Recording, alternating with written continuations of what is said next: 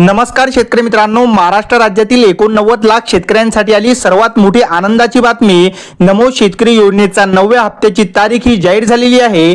कोणत्या विभागामध्ये कोणत्या वेळेला शेतकऱ्यांच्या खात्यावरती 9वा हप्ता जमा होणार आणि यामध्ये कोणत्या जिल्ह्यांचा समावेश असणार ते सुद्धा आज आपण बघूया। शेतकरी मित्रांनो आज 27 मे बुधवार, आज दुपारपासून सर्व शेतकऱ्यांच्या खात्यावरती नमो शेतकरी योजनेचा 9वा हप्ता हा हळूहळू जमा होणार।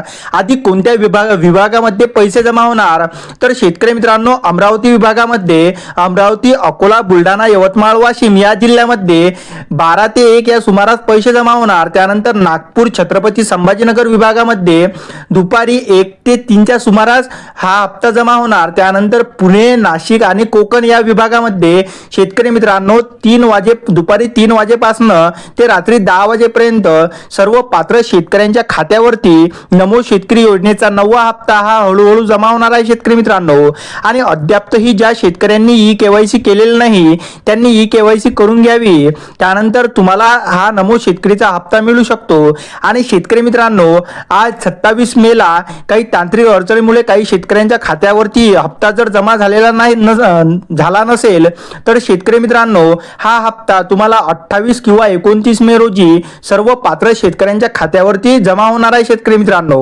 व्हिडिओ आवडल्यास व्हिडिओला लाईक आणि चॅनलला सबस्क्राईब नक्की करा। धन्यवाद।